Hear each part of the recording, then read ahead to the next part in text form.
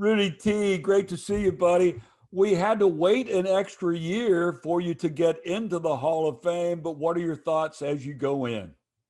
I'm very excited and getting close. Going to fly up there tomorrow morning and do all the prep work, and should be something I'll remember for the rest of my life. Rudy, has it given you a chance to really think through everything you went through in your career, to have this extra time to kind of ponder what happened in your career before you go into the Hall? Oh, absolutely. It's given me time to think about all those moments where it could have gone a different way. The ball bounced the right way, things worked out, and how grateful I am. It's, I will tell you this, I had, big time goals as a young kid. And when I thought about my future with basketball, but it was always about playing. My dreams weren't about being a coach. And when that opportunity came up around, I felt I had to take it just for to provide for my family and all that stuff. I knew it was a hard job, but I had great support with Carol Dawson, and then we went out and got a really good staff.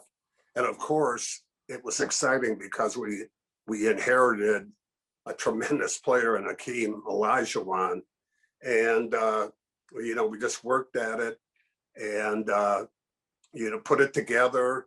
It gelled, and the rest is history, I guess. Well, I remember CD telling me that you guys were talking about, you'd been offered the job and you're like, I don't know if I should take it or not. And CD told me the story. He said, well, if you don't take it, they're going to fire both of us. Oh, that's exactly right. I was not expecting that to happen. I was surprised. We thought when we went into the meeting, we thought there was a chance that we could go in and support Don Chaney and that he would keep his job. As soon as we came in, it says, don't even start, guys. And it's done. The decision's made. He says, now we have to get a coach. And I always thought the next guy in line would be Carol. And Carol had some health issues, and Steve Patterson said, I can't do that to you, Carol. And then he turned to me and he says, we're offering you the job. And I guess I was like a deer in the headlights. And he says, I'm going to give you some time. He went out, and Carol and I had that talk, and that's exactly what he said. I said, let's do it then. What the heck? Let's try it. Rudy, as you've thought back on things, when I think of your career, so many great moments, but you had some down moments. I mean, goodness, you're an all-star player, and then the punch, and then, oh my gosh, we almost lose you. And then you're back as an all-star player, and it down, and then you make the NBA finals your final season. And then, oh well, I'm going to be a coach, and then I'm the head coach, and then you have such success as a head coach, and then you have the cancer bout, and then, I mean, there are a lot. I mean, not just everybody's life, there are ebbs and flows, but man, oh man, it was like top of the mountain or down in the valley. Do you feel like that? How fortunate you were to get through all that? Oh, absolutely. I'm so grateful. I feel it every day. And, some of the stuff you guys don't even know. I had, even a bigger health scare going through treatment where I had a reaction, and I was on like 9 antibiotics a day for a couple months and didn't know if I was going to come out of it. And, I've been through so many, sort of the things that we all think about, what if this happened? What if that happened? Well, a lot of those things happened. uh, in my life, and just hanging in there. And I started thinking, oh, this is the worst that could happen. But in reality, it wasn't. It was one door closing and another one opening up. And so I don't go overboard when something appears to be negative. It might not even be negative. It might just be moving me in a different direction. Wow. Now, the reaction to the antibiotics, was that after as you were recovering from your head injury or the cancer? Oh no, that was recent. Oh, That was, you know, uh, after they thought there was some more cancer and came back, oh. and we How used the long how same. long ago was this, Rudy?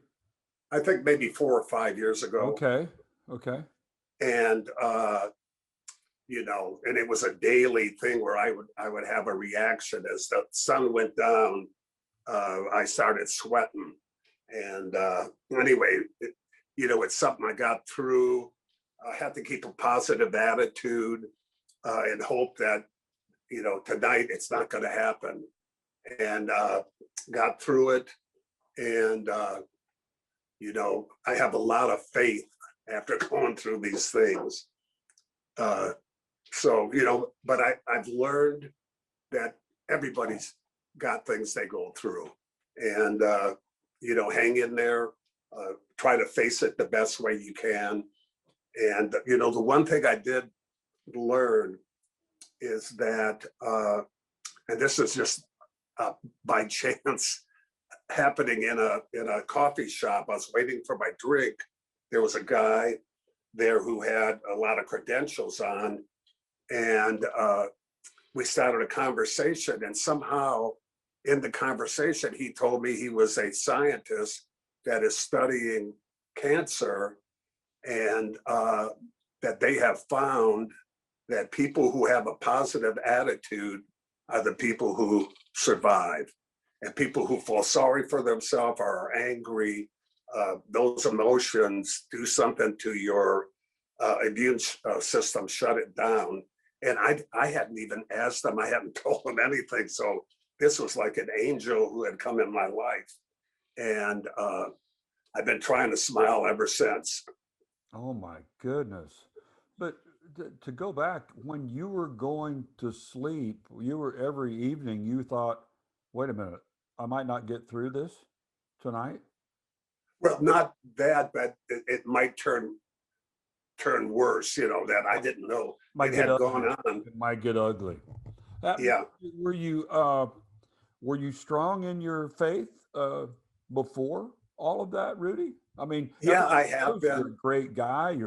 You're generous with gifts for others and such, and service in the community when you were a player and a coach. But it strengthened your faith, or how did that work?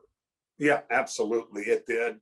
And I've had some other, things in my life that to recover from those things, you get into uh, a spiritual program. And that was really, that really, again, here's something that you think, this might be a negative. It got me on the right track. It got me on the right track. And I'm so grateful for those kind of things. And it's just surprising. I mean, how these things will pop up, and sometimes we don't recognize them, And I'm just glad that I did, and I'm very grateful. Well, everybody in Houston is very grateful. You will forever be known as the coach who brought this city the first championship.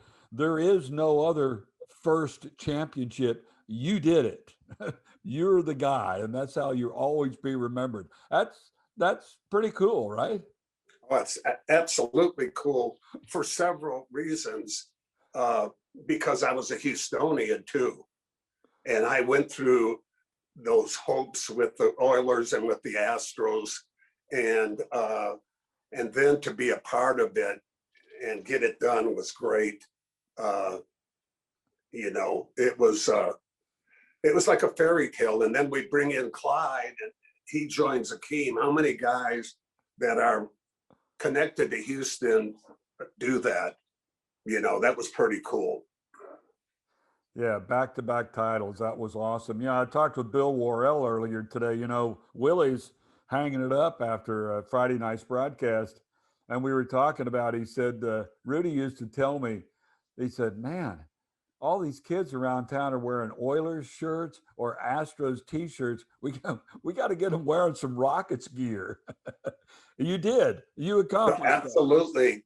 And within a couple of years, you know, I was in Europe and even it was Canada and Europe and China that I saw kids with Rocket t-shirts on. It was pretty cool. To win 2 NBA titles and an Olympic gold medal, I'm sure the NBA, well, I don't know. Tell me how they rank. Tell me how they rank those 3 big trophies. It's, how many kids do you have? I have 3. Same thing. I have 3.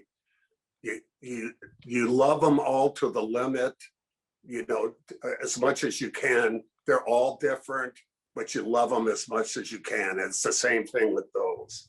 I will say this though, at the time, the Olympic situation, a pro team hadn't lost, and the team knew that too. And we didn't talk about it, but it was there. And, you know, we had a game with Lithuania where with about a minute to go, we were down by 1 and we fouled a 3-point shooter. And while he was shooting those 3 free throws, my life passed before my eyes. And I could see my funeral and people saying, you know, he was a good friend. He was a great dad, but that dummy lost in the Olympics. And that's, you know, there was tremendous pressure, you know, on all of us. Oh my gosh. What year was that? What Olympics? 2000. Yeah, 2000. 2000. And Australia, yeah. That is, that's great. That is not great to feel that much pressure, but you're right. You got the whole country on your shoulders right there. Yeah, absolutely. And, you know, they still talk about that team that lost to Russia, you know, years and years ago, but those were college kids. They weren't pro. Yeah, but they still won't forgive them. So, Rudy, there was my first season covering the Rockets was that magical season when you guys finish 500 and go to the NBA Finals. And you won't remember this story, but I will never forget this incident. We're in Boston, we're in the Boston Garden, and I'm doing a live report back to Houston. And just a couple of minutes before we go on the air, they tell me in my earpiece that, oh, your package, the videotape has a crease in it and we can't run it. And it was interviews with you and some of the guys on the team. I'm like, are you kidding me? Well, yeah, you got 3.5 minutes to fill. So well, wait a minute, how far away are we? You got 2 minutes. You guys were shooting layups. You guys were all in the layup line, warming up. I'm like, oh my gosh, what am I going to do? What am I going to do? I got to get somebody for a live interview. About this time, you shoot your layup and you're jogging past. I'm like, Rudy, hey, can I get you for a live interview? This is the NBA Finals, okay? The NBA Finals. And you're like, what? Can I get you for a live interview? I lost the videotape. Oh, yeah, well, how far away are you? And I said, like a minute and a half. And you're like, okay. You went back in the layup line. I said, just wave at me when it's time. So you took another layup, came over and did the interview with me, did the live interview. Oh my gosh, I will never be so thankful. I'm glad I did. I sort of remember that. I said, that's kind of strange to be doing an interview before in the layup line. Well, I will forever be in your debt for that. That was such a fun team. Oh my goodness! To go all the way to the NBA Finals that year, that was so much fun. Rudy, is there one thing you mentioned the Olympics? That was incredible. That closing minute. Is there just one moment that sticks out above all the rest? You've had so many great moments. Well, yeah, there's been a lot of basketball uh, moments, but the interpersonal ones are even bigger. I'm getting goosebumps just thinking about this. My man Carol Dawson, being a great guy, always looking out for me, and so Akeem Olajuwon's going into the Hall of Fame. Uh, I didn't even know it was going on at that time. I can't remember what I was doing, but I get a call from Carol, and Carol says, "Rudy, this is Akeem's number. He's ready to go out to the Hall of Fame. Give him a call." And we we had traded Akeem at the end of his uh, career, and that was an organizational deal. But I didn't know how he felt and all that. And when I called him, his reaction was so positive, and he says, "You know, you're and this is with you too. This is your award too. You put me in that situation where I could, be myself, and it floored me. It was one of the great feelings. I remember when I hung up, I couldn't get up. I was just still numb by that. Just one of those great, great feelings. And he's going to be here again in a couple days. Oh, that is great. Well, he thinks the world of you. We've always known that, but isn't that great for him to verbalize that to you? That's awesome, Rudy. Absolutely. Yep. Okay, how about a couple of final words for the fans in Houston before you enter the Hall of Fame? Well, I'm glad you brought that up because I want them to know that they were a part of it. We couldn't have done it without them. And when we came into those Tahabi, and there were thousands there in the middle of the night, urging us on, it was very hard to not get it done. That just put us over the top to have that loyalty, especially, when we were Choke City and things like that. Just tremendous. And I know when I'm standing on that stage, Houston's going to be with me. It's going to be in my heart. Yes, because don't you ever. Ever underestimate the heart of a champion or a Houstonian. Yeah, there you go. Thanks, Rudy. Always good to be with you, Matt.